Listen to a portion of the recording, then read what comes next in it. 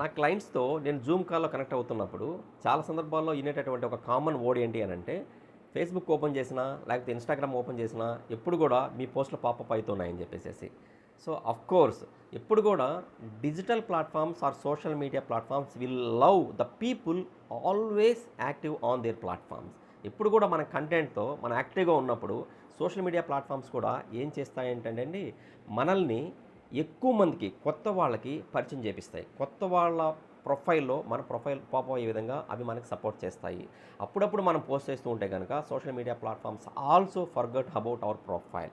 So, next time మన బయర్స్‌కి మనం reach అవ్వాలంటే గనక ఎక్కువగా మనము పాపప్ అయ్యే విధంగా అది స్టోరీస్ కావచ్చు, లేకపోతే రీల్స్ కావచ్చు, లేకపోతే పోస్ట్‌లు కావచ్చు, మన న్యూస్ ఫీడ్‌లో కావచ్చు, ఏ ఏరియాలో మనకు పాసిబిలిటీ ఉంటే కంటెంట్ ప్రిపేర్ చేసి we must available always to our potential buyers or clients. Hope this will help.